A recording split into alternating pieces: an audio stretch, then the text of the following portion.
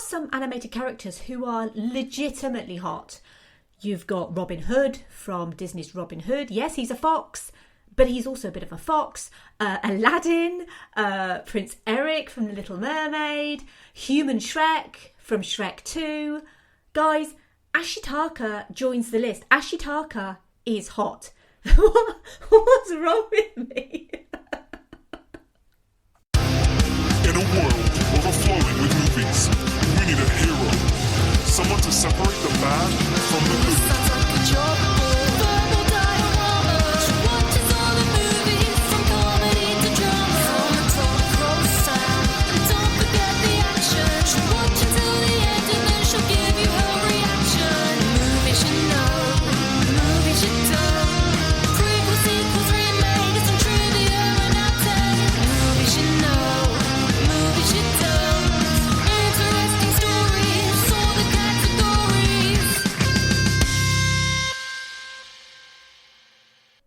Hi everyone, I'm Em and welcome to Verbal Diorama, episode 47, Princess Mononoke. First of all, I hope that you and your loved ones and everyone that you like, or maybe even dislike, are safe and well. Here in the UK, they've just started something called social bubbles, I think they're called, where you can visit with another household if you live alone, which obviously I do, and my wonderful sister suggested that I form a bubble with her and the boys. I haven't done it yet, but honestly the idea of being able to cuddle my nephews just sounds like the best thing ever right now. But anyway, wherever you are in the world, stay safe, stay well, and thank you for being here for Princess Mononoke. If you're new to Verbal Diorama, welcome to my podcast. Excuse my cat going off on one in the background. Last episode was the first episode that I recorded with some new equipment that I bought with a donation from my wonderful patrons. And it's really great equipment, by the way. It's like, I personally thought that the sound quality and the audio quality is so much better last episode, which is great, just for the podcast in general, but also with this new equipment, even though I have the door closed, Jess is still incredibly loud. I must add that she is not in any distress. She's not hungry. She doesn't need the toilet or anything like that. She just gets a little bit of separation anxiety from me. And because I've got the door closed and because she's awake, she basically just wants to know where I am. She knows that I'm in here, but she wants to come in here. But if she comes in here, she will literally make that noise next to me because she just wants me to play with her. So yeah, just so that you know, if you do hear her in the background, I'm not being a bad cat owner. She is not distressed in any way. This is just the way she is. So yeah, with this new equipment, you will hear more of Jess. And she is loud. I have to live with her. She's very loud. So anyway, as I said, if you're new, welcome to me and my podcast and my cat.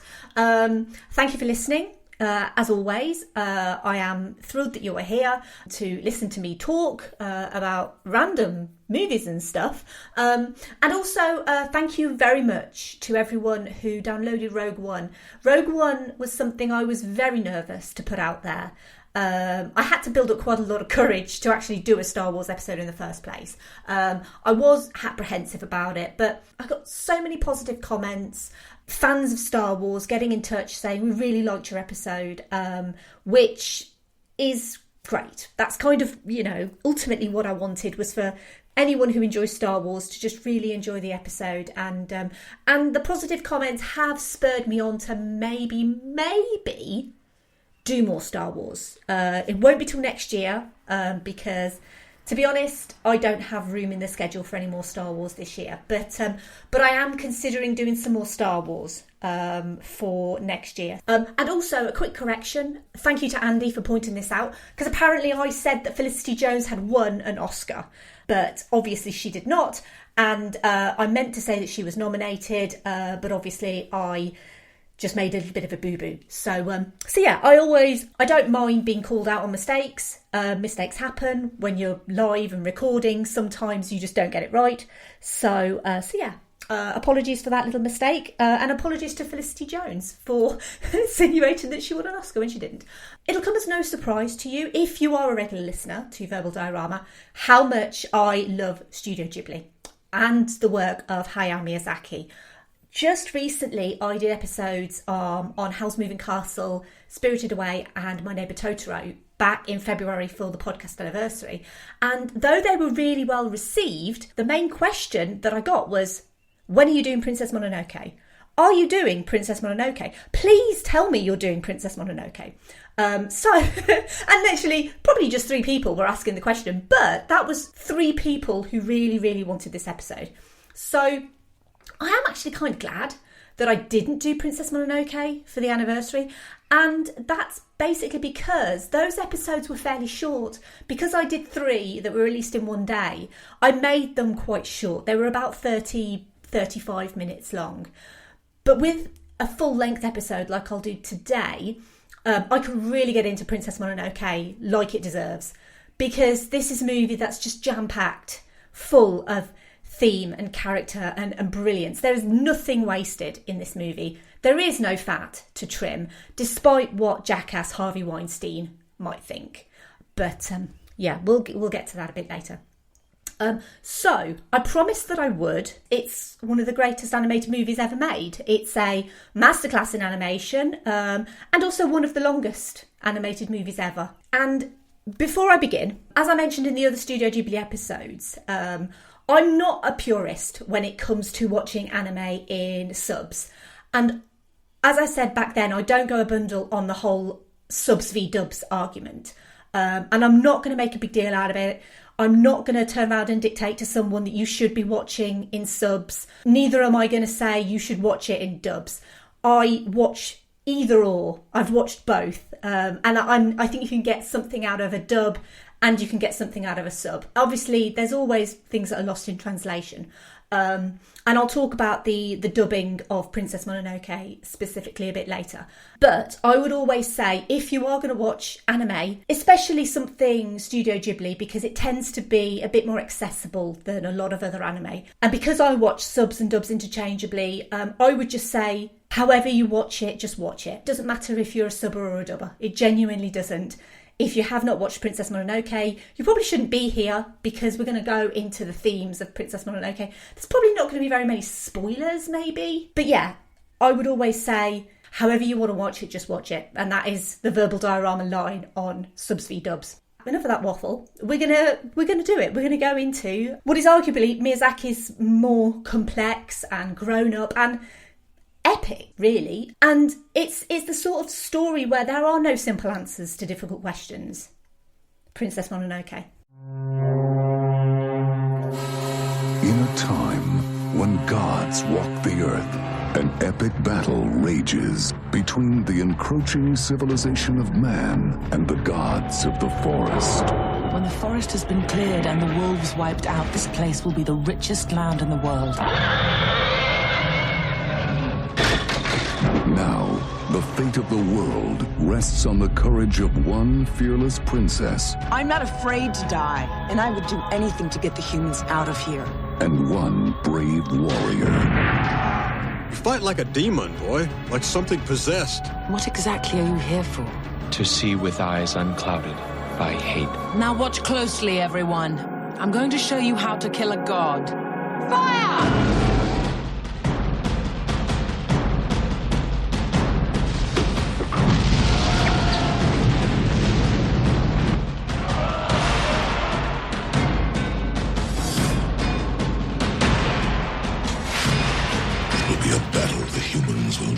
Forget. Gillian Anderson, Billy Crudup, Claire Danes, Minnie Driver, Jada Pinkett Smith, and Billy Bob Thornton. You cannot alter your fate, however. You can rise to meet it if you choose. Princess Mononoke.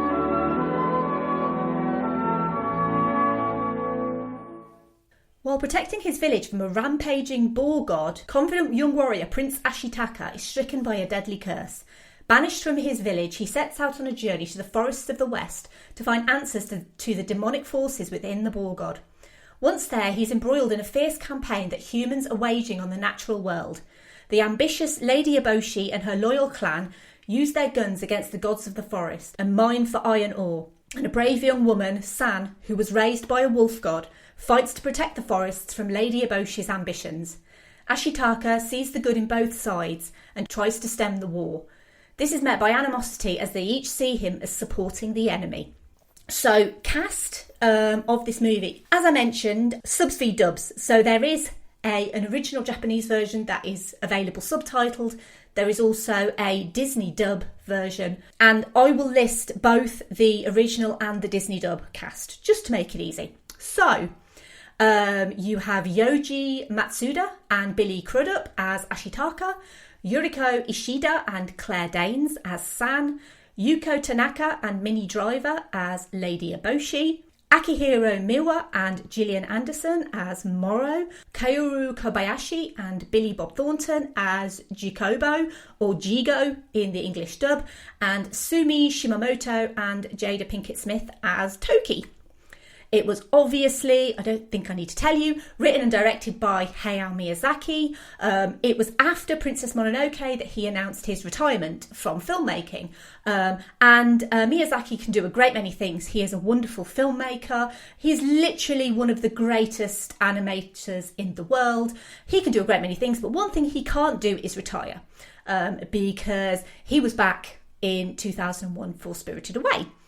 Miyazaki is often called the Japanese Disney, and it's understandable why someone would call him that, but it's also kind of wrong in a sense that there is really no comparison between Miyazaki and Disney. Disney makes great movies. They are fun, they are bright, they're colourful, they've got beautiful songs, but they are kind of light and fluffy compared to Miyazaki's movies. And Miyazaki, he likes to talk about recurring themes. He likes to talk about important themes. And his movies are suitable for children on the most part.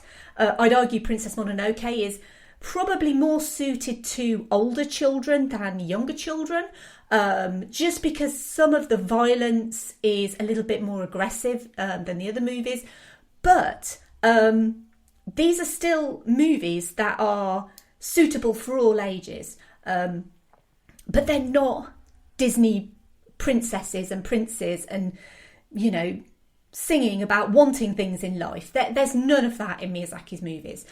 And Miyazaki, and by extension Studio Ghibli as a whole, they don't pull their punches on serious local and worldwide issues. I'll go into a little bit about Miyazaki himself. I'll be honest, this is just copied and pasted from the episodes that I did before. He was born in 1941. His interest in animation was sparked by the 1958 movie Panda and the Magic Serpent, and he graduated in 1963 with degrees in political science and economics before starting work at Toei Animation as an animator, and he also started writing manga. He also worked for Apro, where he started working on Lupin the Third Part 1 and Nippon Animation before moving to Telecom Animation Film in 1979. His directorial debut was The Castle of Cagliostro, a Lupin the Third film. He then worked on the film adaptation of manga series Nausicaa of the Valley of the Wind, where he enlisted musician Joe Hisaishi to compose the score. In 1985, Miyazaki, along with Isao Takahata, Yasuyoshi Takuma and Toshio Suzuki, co-founded Studio Ghibli, named after the Libyan Arabic name for hot desert wind. The first Studio Ghibli feature film was released in 1986, and that was Laputa Castle in the Sky. I've talked before about animation being this all-encompassing art form, and a lot of places online, like when you go to Netflix and it lists genres, it will list animation as a genre. Animation is not a genre. Also, there's this mistaken concept that animation is just for children. And I think if Miyazaki's movies prove anything, it's that animation is not just for children, and especially movies like Princess Mononoke are not just for children. These are suitable for children, but they are not children's movies. While Ghibli's work is often very different in genre, all of Miyazaki's movies tend to follow similar themes. So themes of environmentalism, industrialization, militarization. In fact, the only thing that Princess Mononoke itself lacks is flight. And flight is something that tends to be found in most of Miyazaki's movies, or some kind of flying machine. And obviously Princess Mononoke is very much on its feet, on the ground. So it was as early as the late 1970s when Hayao Miyazaki started drawing sketches of a princess living in the woods with a beast. He held on to that thought until August 1994, when he started writing the film's plot and initial storyboards, which he completed in April 1995. In May 1995, Miyazaki and a team of 15 animation directors and background artists set off for Yakushima, a beautiful, lush, green, dense forest filled with rare animals and plants. They were there for 6 days. They walked along hiking courses. They visited the evergreen forests, and they took a 10-hour round trip to Jomonsugi, which is a large cryptomeria tree located on Yakushima. It's a UNESCO World Heritage Site, and the trees there are estimated to be up to 7,200 years old. Yakushima was also the inspiration for Miyazaki's 1984 movie Nausicaa of the Valley of the Wind, which I watched recently, by the way, and is very similar to Princess Mononoke in theme, but arguably Nausicaa as a character is a much more compassionate and likeable princess than San. The animation process for Princess Mononoke started in July 1995, and Miyazaki, being the perfectionist and master of the art that he is, personally oversaw each of the 144,000 animation cells in the film. It was reported that he also personally retouched 88,000 of those cells by hand, but Miyazaki himself states that he doesn't know how many he redid because, and I quote, "many are perfect as they are." Princess Mononoke consists of mostly hand-drawn animation with minor CGI. The boar god demon Nago at the start and his many snake tentacles, contrary to popular belief, if you've seen Princess Mononoke, which I'm sure you have if you're listening, that was not computer generated. That was all animated by hand. That took 5,300 drawings just on its own and a year and 7 months. Just to animate all of the little individual wiggly snakes on the boar god. Princess Mononoke was the first Miyazaki-directed movie to include CGI elements. It was not the first Studio Ghibli movie to include those elements, but it was first Miyazaki's movie. And the CGI is limited, but very effective in this movie. And also, if you don't know where it is, you wouldn't notice it. And I think that's the mark of good CGI in any movie, really. If you don't notice that it's there, then it's good. So when Ashitaka is infected by the curse, there are a couple of scenes of his arm with snakes around it, and they were computer generated. And also when San's mother, Moro, is injured by Lady Eboshi, San sucks the blood out of the wound and spits it out. And the blood that San spits out of her mouth was also computer generated. Again, you would not know it. So the curse that Ashitaka undergoes in the movie is based on Japanese mythology. And it's a curse called a tatarigami. And Japanese mythology considers them to be bringers of war, famine, plague and death. And the curses infest all creatures, including humans. When Lady Eboshi fires guns at any demon that has this curse, it weakens the flesh of the host, but it doesn't kill the demon within. Only the blood of the forest spirit can cure the curse of the tatarigami. Just FYI. So, back to the making of the movie. So, Neil Gaiman, obviously national treasure and writer of the wonderful Coraline. Look out for that little treasure at some point this year, because it's been on my list for a long time. So expect Coraline, and that's all I'm going to say. And also the previous episode, Stardust, which a lot of people really love. He came on board to write the English dub after heated discussions between Steve Alpert of Studio Ghibli and Disney, who were the distributors of the English dub. So Ghibli didn't want Disney to attempt to correct parts of the script that they saw as problematic or confusing to Western audiences.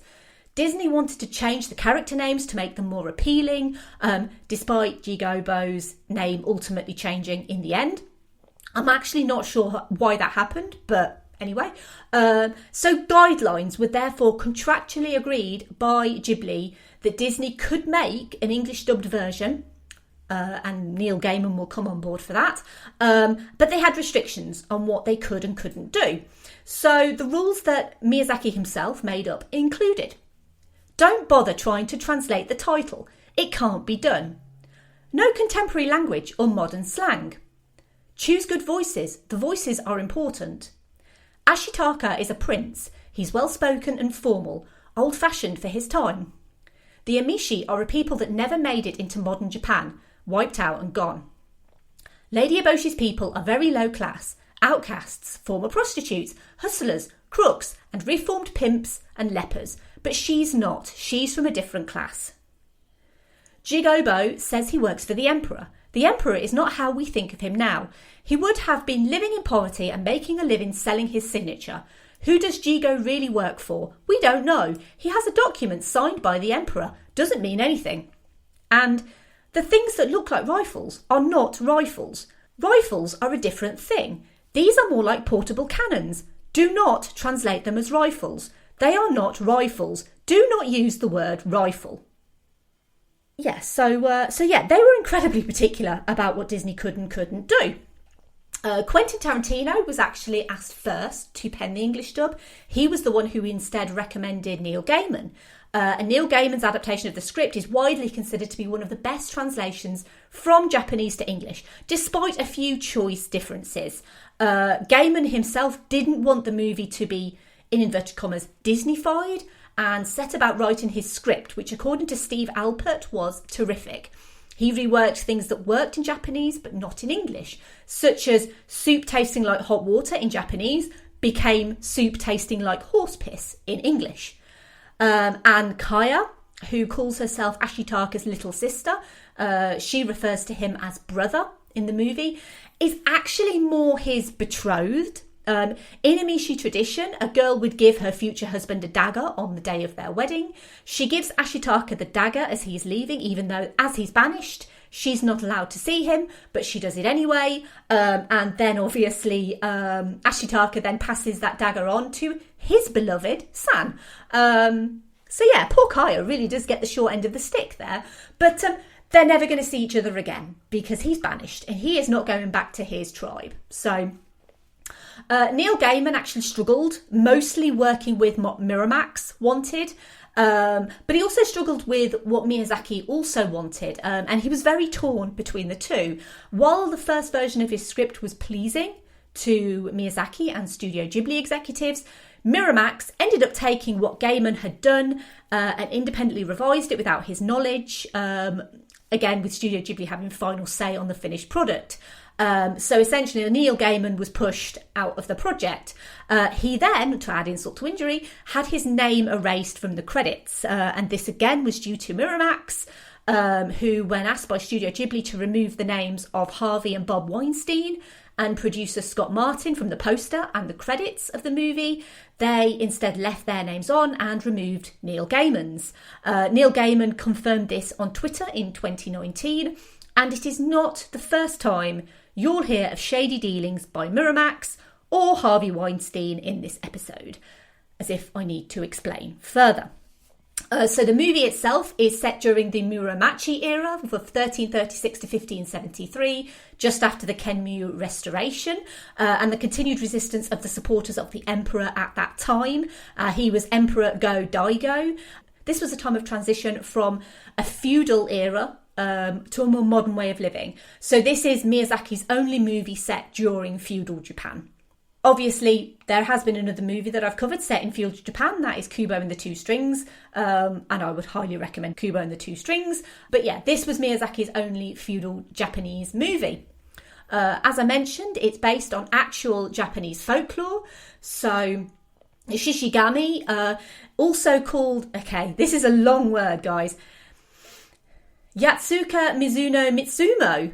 I think I might have got that right. Yatsuka Mizuno Mitsumo, I like that word, is worshipped in Japanese mythology. This is the deer god, by the way, as a deer with a tree on its head. So that is very similar to the design of the Shishigami in Princess Mononoke. And the beautiful, cute, lovely little Kodama, they are the little cute white beings that are in the forest. They are just the most adorable little things.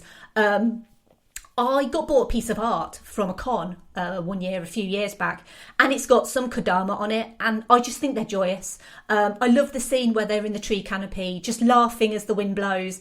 Kodama are tree spirits and traditionally resemble trees, but Miyazaki chose these little white human-looking designs with wide, expressive faces, and I just love Kodama. They are the cutest. It's said if you ever hear an echo in the woods, that it's the Kodama speaking to you.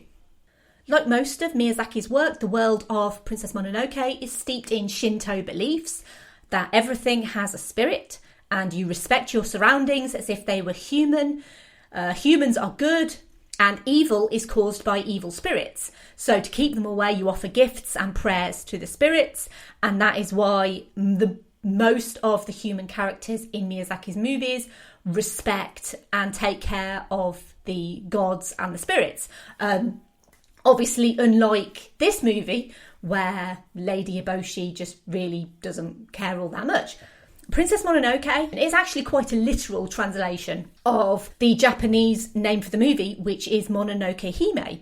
Hime means princess, so that is literal. The translation for Mononoke is essentially something elusive or eerie or mysterious, something otherworldly, like a ghost or a spirit, but not the literal translation for it. And San, being left to die as an infant, has lived despite this, so has this kind of unknown quality to her and her very being.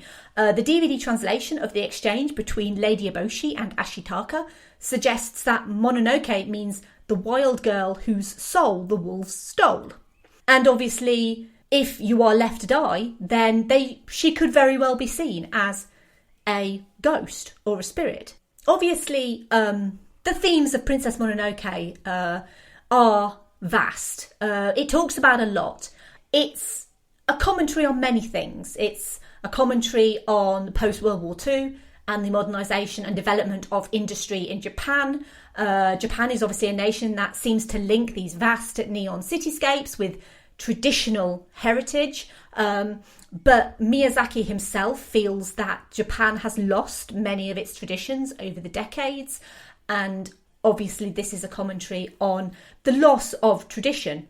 And compared to the more light-hearted tones of something like My Neighbour Totoro or Howl's Moving Castle or Spirited Away, which all have elements of comedy or fun, Princess Mononoke is one of Miyazaki's more dark tales with a very dramatic narrative and more adult themes. There are no happy ever afters or real light-hearted moments. It feels full on with its themes because they're important to the characters within the story and, importantly, to Miyazaki himself. The environment and humanity's disrespect of the natural world is something that I covered in previous Ghibli episodes because it was central to movies like My Neighbour Totoro as well. But it's never been more prevalent or central to the theme of the movie than here in Princess Mononoke. It's also talked about as well in Nausicaa, The Valley of the Wind, but it's more driven home, I feel, in Princess Mononoke. Humankind's want and desire to grow, develop and evolve is set against nature's need to grow, develop and evolve. And it's like the two can't coexist. One must die for the other to thrive. And with the industrialisation of the forests and the greed of the humans, the natural world is dying. Very similar to today and how we all live our lives is seen in this movie. It's a more simplistic story, but it is exactly what is happening to the world. It's important to note that in this movie that there are no villains. There are characters with opposing and valid points of view, but there's no clear antagonist in the movie. Even Lady Eboshi, who on first glance you think She's a bad person with antagonistic views who wants to destroy the forest. You can actually see that some of her arguments are valid. And I want to talk about the characters and how wonderfully complex and rich they are, because you can empathise with each of them as well as see their endearing and negative qualities. You could say it's a story about how all-consuming hate is and how different people treat each other, but it's actually a story about how similar people treat each other. And San and Lady Eboshi, while on opposing sides, are actually similar characters with similar goals, but their hatred for each other clouds their judgment. As Ashitaka says, he wants to see Irontown without eyes clouded by hate. San and Lady Eboshi both have eyes clouded by hate. They also both have extreme love and respect for their respective communities or packs.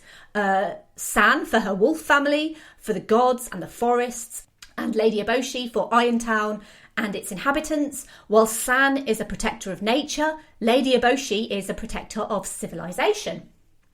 Lady Eboshi is seen tending to the wounds of lepers. She took prostitutes in from the street. She equips both the lepers and the prostitutes with social status and weapons. She sees how her community is bettered by the industrialisation of Irontown. She doesn't see beyond making her own situation better. She doesn't understand the harm she's doing because her focus is purely to create a safe home for her and her people. Lady Eboshi has compassion for the members of society that others would immediately disregard.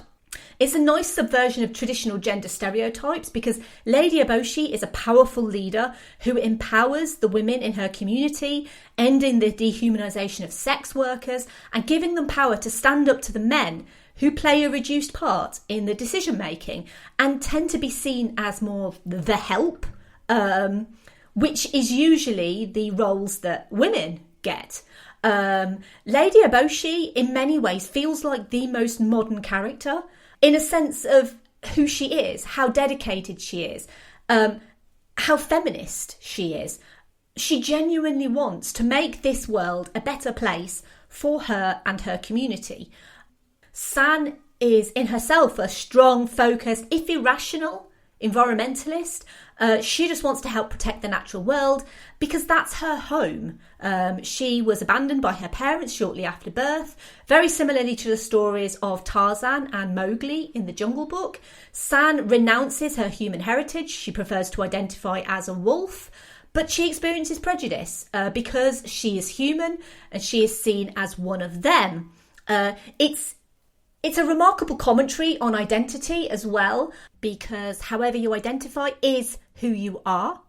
San is courageous. She's also true to her beliefs.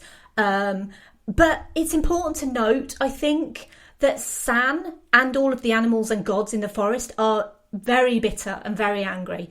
They show very little compassion or love, unlike in Irontown, where Lady Eboshi specifically shows a lot of love and compassion for the people who live there, and they in return show love and compassion to her. She is as dedicated to the people of Irontown as they are to her. And so it's like these very conflicting arguments of what's better? Like, is the natural world a better place? Or is Irontown a better place? San does grow to show affection for other human beings. She also grows to accept her own humanity as well. And then over to Ashitaka, because he's completely different to Lady Eboshi and San, because he is full of love and empathy for everyone. But he is also consumed by hatred via the demon's mark, which is slowly killing him and granting him this superhuman strength during times of war. He puts himself in the middle of everyone's fight. And Miyazaki is known for his compelling and complex female characters, but Ashitaka is one of the most interesting male leads as this exiled prince who just wants to do right. Even the cutting of his top knot is a tradition signalling a life change, with Ashitaka the exile from his community and giving up his social standing as a prince of the Emishi in order to find a cure for his curse. Miyazaki, when asked why Ashitaka uses the demon strength within him to aid his fights, basically answered that within all humans is the struggle between good and evil, and it's impossible to expect even the kindest of human beings to always be good and choose the right path, which just serves further to prove how Miyazaki tries to always make his characters feel real and not just, in inverted commas, good or evil. Everyone has shades of grey in this movie. Corruption links all these characters. Ashitaka is becoming corrupted by the demon's mark, the evil grown within him. San is corrupted by her hatred for humankind, and Lady Eboshi is corrupted by power. And yet none of them are evil. None of them are overly antagonistic. They are all the heroes of their own stories, and they all have a chance to be that hero. The music of Princess Mononoke is, as always, by the wonderful Joe Hisaishi, with one of his most beautiful and rousing scores. I love Joe Hisaishi. I'm going to see him in concert, which has sadly been postponed to next summer because of COVID-19. It was supposed to be in September this year, but I'm really looking forward to it. It's going to be amazing. And this is one of his most beautiful scores. And I kind of feel like saying that, it's a bit like, well, actually, they're all pretty gorgeous because Joe Hisaishi doesn't know how to make bad music. And that is a fact. So the one thing that I like to do each episode, sometimes it's easy and sometimes it's hard, but I have this little feature that I like to do called the obligatory Keanu reference, in the vain hope that Keanu Reeves might be listening to this podcast and he might just fall desperately in love with me.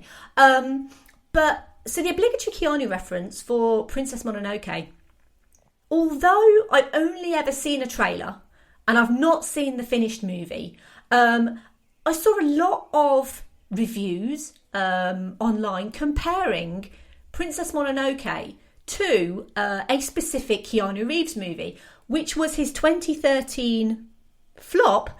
Let's be honest, it was a bit of a flop, 47 Ronin. And they basically kind of said it's a bit like Princess Mononoke.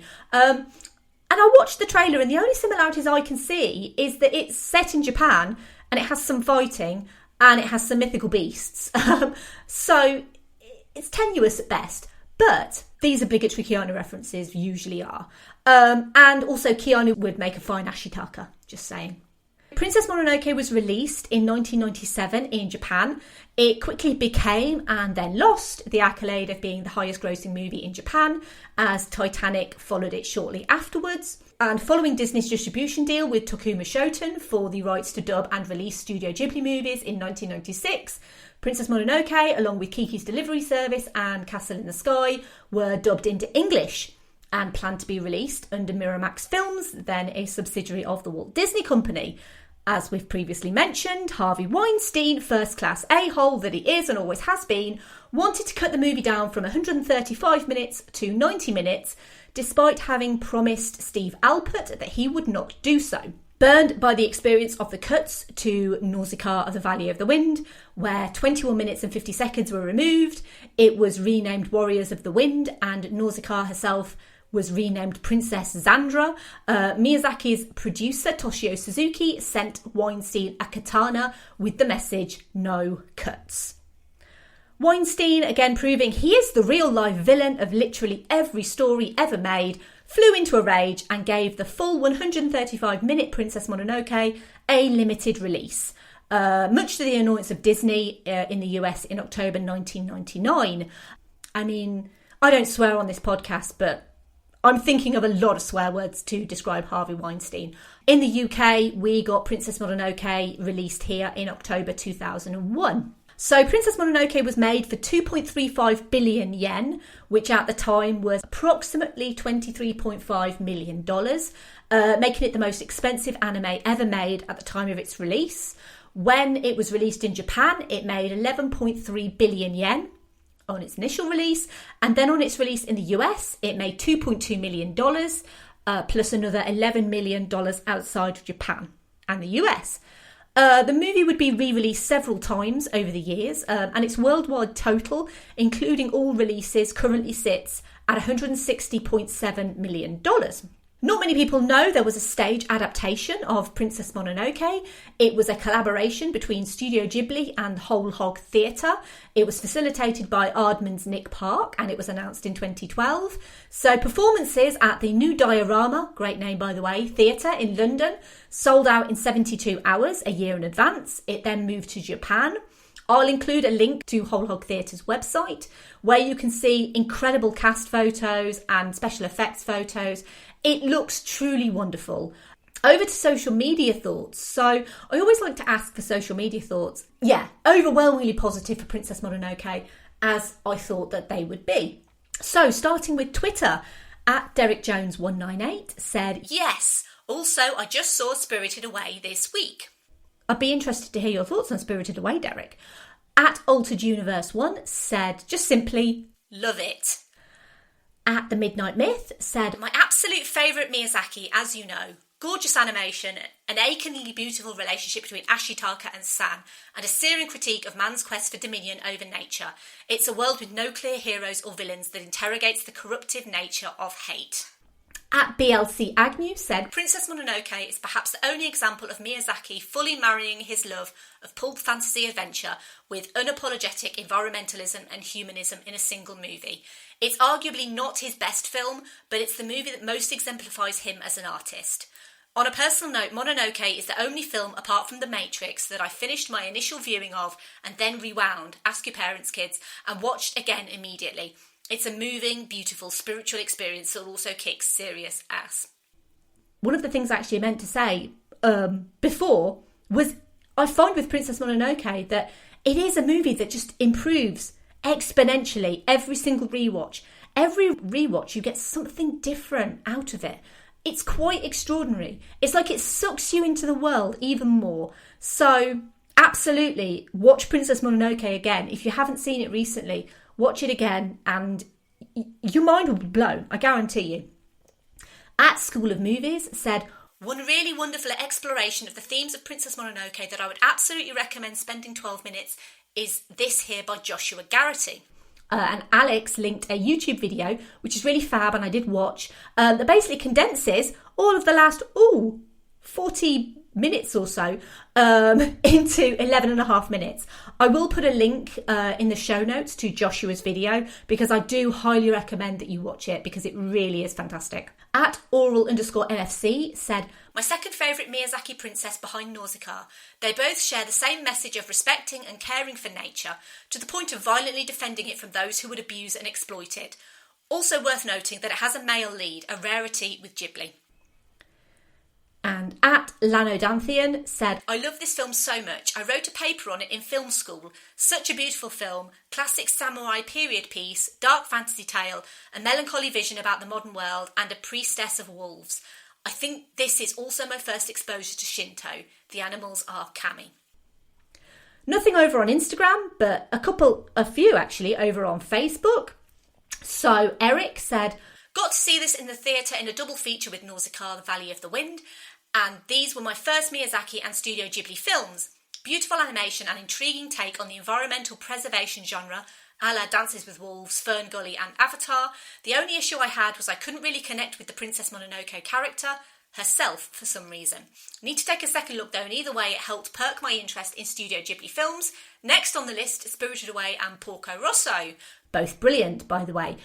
Richard said, such a fantastic film, if similar in many ways to his earlier film Nausicaa, The Valley of the Wind, with its themes of nature versus technology. It's really because of this film that all Ghibli movies are released uncut after Nausicaa got a butchered release. Miyazaki here clearly proving why being called the Japanese Disney is such an insult, as the film it has so much life and depth with its story and characters. And Andy said, once libraries start opening up here, I'm going to grab this one for the kids, as it was your suggestion that drove them to enjoy Spirited Away. And just on that point, I think it is a really important movie for children to watch. It is a bit more adult, and I know that your kids, Andy, are a little bit older anyway. It's a bit more graphic, a bit more violent. There's some blood, there's some decapitation, but the camera never lingers on it. And I think it's really good for children to be able to chat and talk to parents about the exploitation of the planet, because this is the planet that they're going to inherit when we all leave it. So I think it is important. The end of Princess Mononoke doesn't give the viewer a happy ending. The forest god is dead. Iron Town is destroyed. Although San finally experiences love and a kindred experience with Ashitaka, they part ways due to her inability to forgive humanity. Ashitaka cannot return to his Amishi tribe, so he decides to stay and help rebuild Iron Town. It does end on a hopeful message though. Rather than let the demon of hate fester within you and cause the destruction of everything you hold dear, embrace the love, coexist with nature, and if you love someone, set them free. Thank you for listening. As always, I would love to hear your thoughts on Princess Mononoke, or indeed any of the Studio Ghibli films that I featured.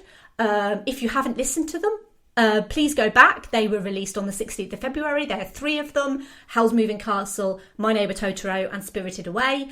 So yeah, I would love it if you would watch them, if you would listen and watch the movies as well, or rewatch them if you haven't watched them recently. They are all currently on Netflix, so you have no excuse. They are all available and they're all wonderful.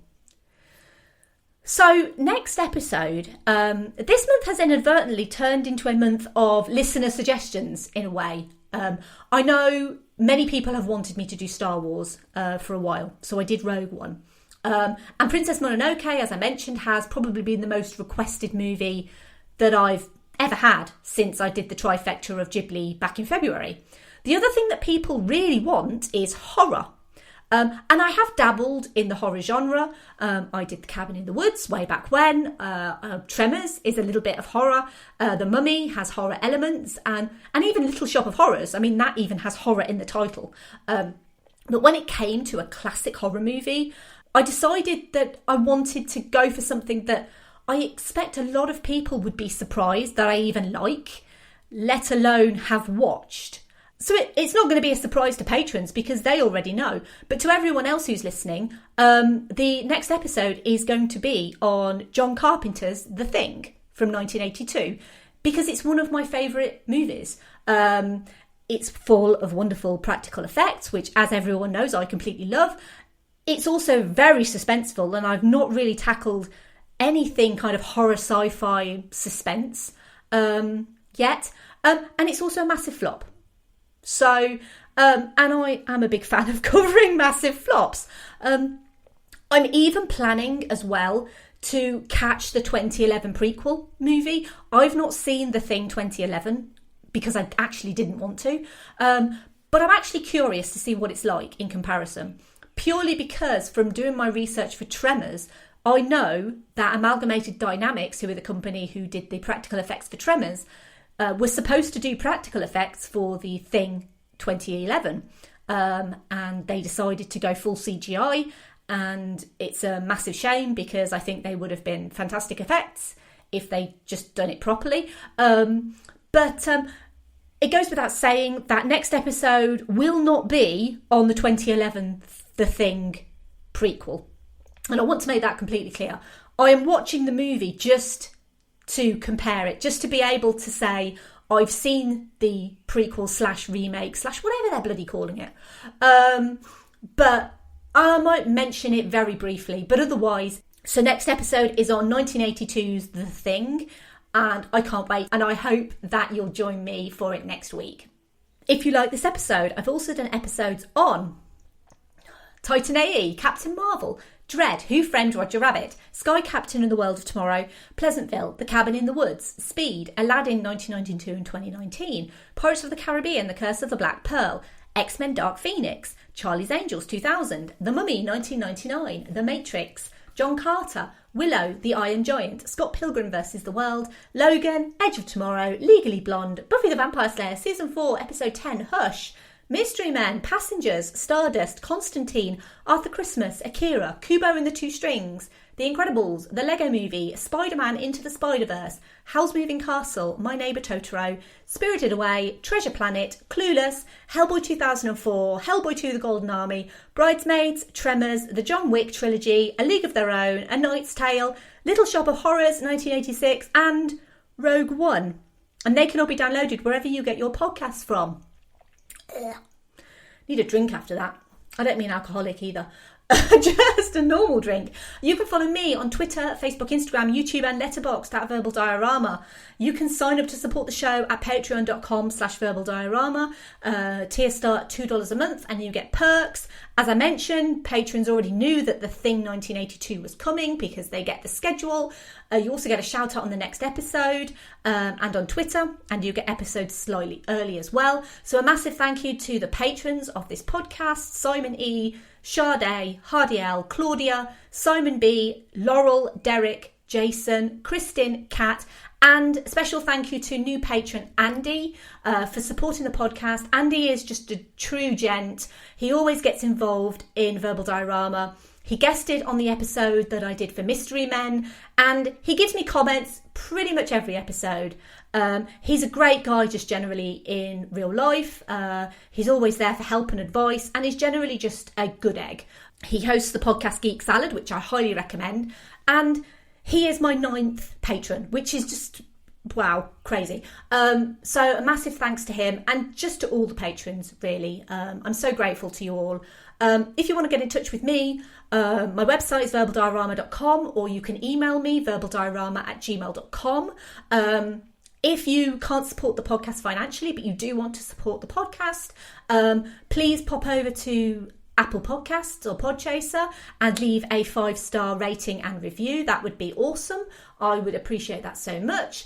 And my obligatory Film Stories plug.